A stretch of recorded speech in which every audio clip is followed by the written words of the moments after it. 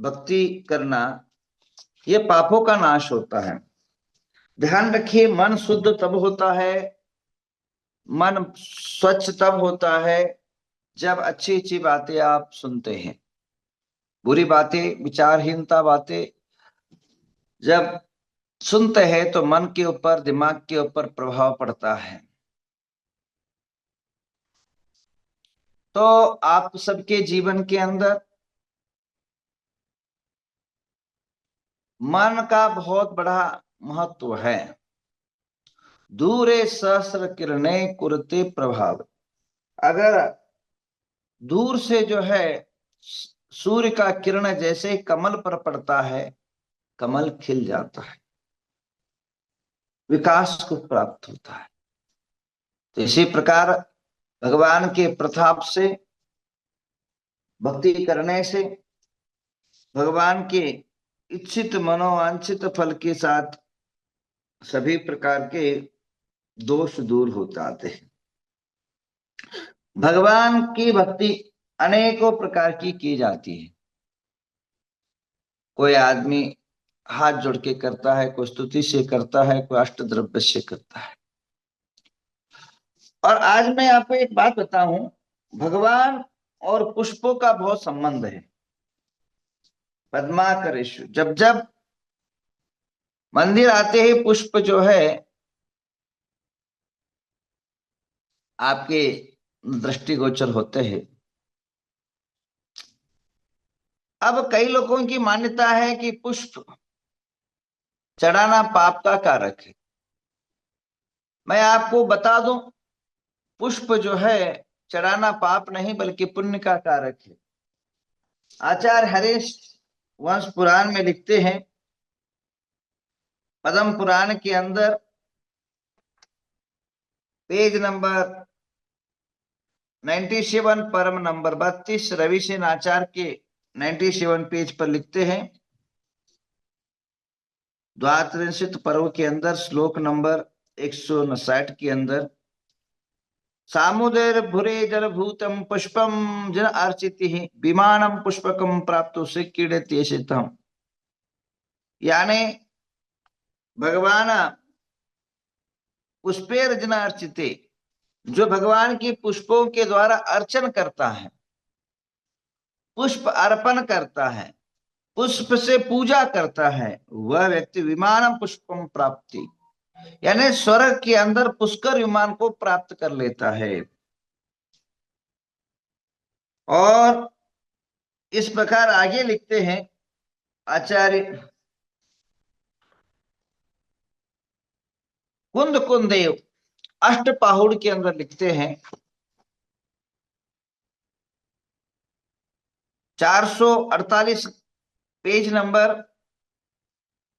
और जो है 89 श्लोक का अंदर आता है, भक्तिम पंचामम घोष महिषाच गंधलेपनम च जल चंदन अक्षत पुष्प चरु दीप फूल फल दानेन स्तवने जपिनम ध्यायत सुत देवतानां नित्यम प्रातो सर्वज्ञ बीतराग अवलोकेन भक्तिम कुरुता तथा सुत भक्तिन।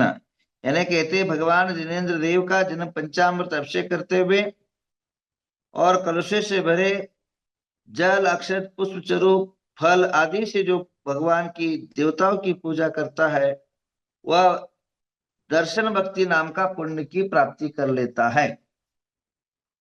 आचार्य हरिसेन आचार्य जिनसेना स्वामी जो हरिवंश पुराण के अंदर पेज नंबर 120 लिखते हैं,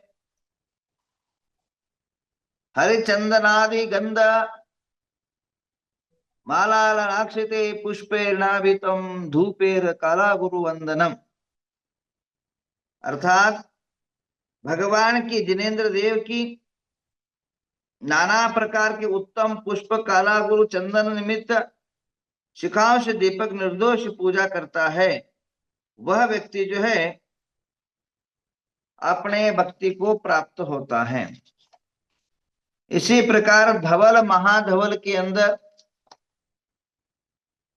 यादव धवल महाधवल के अंदर भी आचार्य लिखते हैं। यशस तुरक चंपू में लिखते हैं। भाव संग्रह नाम का ग्रंथ है वामदेव आचार्य का, उसके अंदर भी जो है उल्लेख आता है। एक बोलूं, दो बोलूं, तीन बोलूं, कितने पुस्तकों का उदाहरण दूं, कितने पुस्तकों का आपको एग्जाम्पल दूं। मूलाचार के अंदर भी जो है आचार्य लिखते हैं। मतलब सारी ग्रंथों के अंदर प्राप्त होने के बाद देखिए तिलोई पन्नति के अंदर पेज नंबर 107,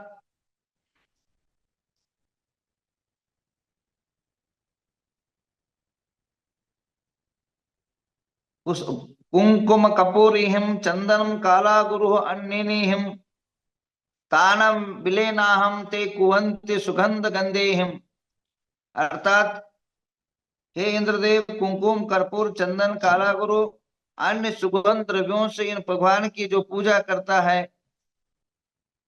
आगे कहते कुंदेन्दु सुंदर कोमलम विमले सुरहि गंधेहिम वर कमल तंदुलेहम पूजितम जिनिंदम पाटे माओ। श्लोक नंबर 106 तिले पन्नति के अंदर कुंद पुष्प चंद्रदश सुंदर कोमल निर्मल सुगंधित उत्तम, क्या लिखते हैं, सुगंधित उत्तम कमल धारण तंदुलों को जो अर्पण करता है, पूजा करता है। आगे लिखते हैं पेज श्लोक नंबर 107 सम सई वसंतरायम चंपयमालाम पुन्नाग नाग पद्दुहीम अच्छन्ति तावदेवा सुरहिम कुसुम मालिहिम सेवंती राज चंपक कलान पन्नागा नाग आदि सुगंधित पुष्प मालाओं से भगवान की प्रतिमाओं की पूजा करते हैं। अब बताइए, चावल को पीला करने से कौन सा वसंत, उसको वसंत पुष्प करे कहे, शेवंती पुष्प कहे, या चंपक पुष्प कहे, या पन्ना कहे, नाग सुगंधित पुष्प कहे, उस पुष्प का नाम क्या है बताइए। तो आचार्य तिलय पन्नति के अंदर लिखते हैं, उसके अंदर मूलाचार के अंदर आचार्य वटके स्वामी कहते हैं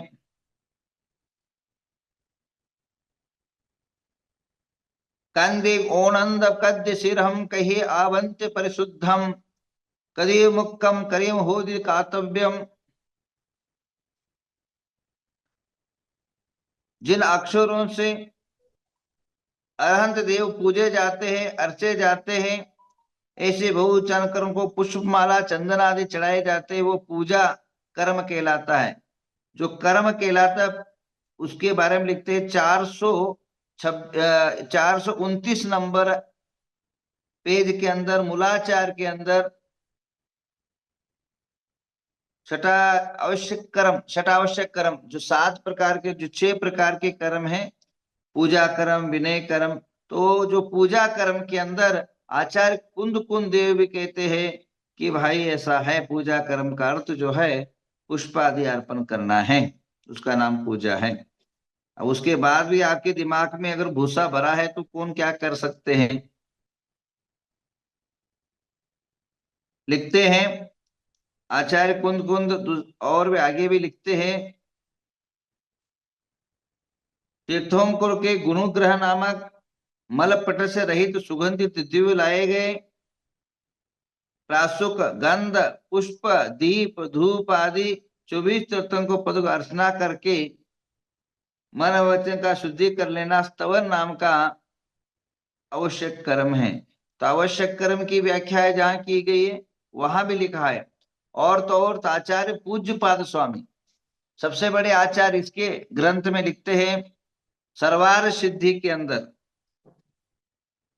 सर्वार्थ सिद्धि के अंदर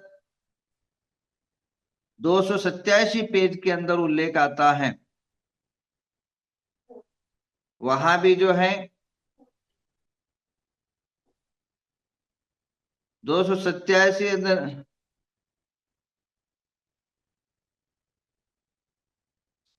पेज के अंदर आचार्य जो है पुष्प माला अर्पण करने की बात कही है।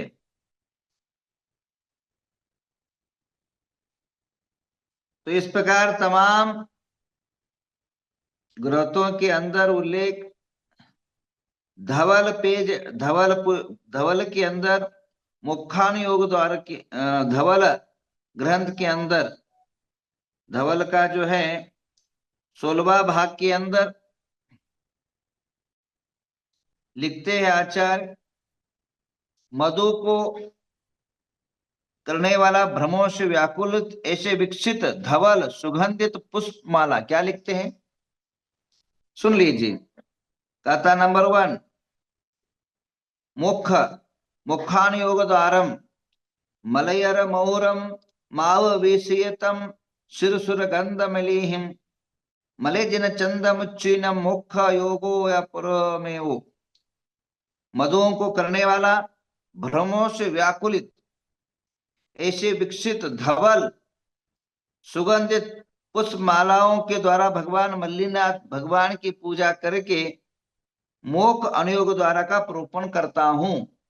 यानी क्या कह रहे हैं, जब मोक्ष द्वार का प्रोपण हुआ तो जो सुगंधित भ्रमरों से युक्त मद रसों से युक्त जो सुगंधित पुष्पमाला को भगवान को अर्पण करके मैं मोक्ष द्वार का अर्पण करता हूं। धवला नंबर 8 पूजन द्रव्य के बारे में लिखते हैं, वहां भी उल्लेख है। अब धवला नंबर 8 के अंदर भी देख लेना, वहां भी जो है भगवान की अर्चा, भगवान की जो है स्तुति के बारे में कहा है, लिखा है वहां, चरु बलि पुष्प फल गंध धूप दीप आदि से अपने भक्ति प्रकाशित करने का नाम अर्चना नाम का कर्म है। वहां में धवल के अंदर लिखा है। उसी प्रकार जीव कांड के अंदर लिखा है। भाई सब कहाँ का बताए तो भी आपके दिमाग में नहीं बैठता है, कई साधुओं के दिमाग में नहीं बैठता है। वहां भी जो है पेज नंबर आप देख लेना, पेज 333 नंबर में देख लेना, वहां भी। उसके बाद जय धवल के अंदर भी पहले अध्याय के अंदर भी कहा है। अब इसने तो बता दिया, अब बाकी तो आप पढ़ लेना पुस्तकों के अंदर। तो कहने का तात्पर्य, अब कई लोगों की मान्यता है कि पुष्प जो है, पुष्प पांडव पुराण के अंदर भी है उल्लेख, पुष्प से पाप लगता है, बल्कि पुष्प जितने पाप पानी से लगता है उतना पुष्प चढ़ाने से पाप नहीं लगता है। और क्योंकि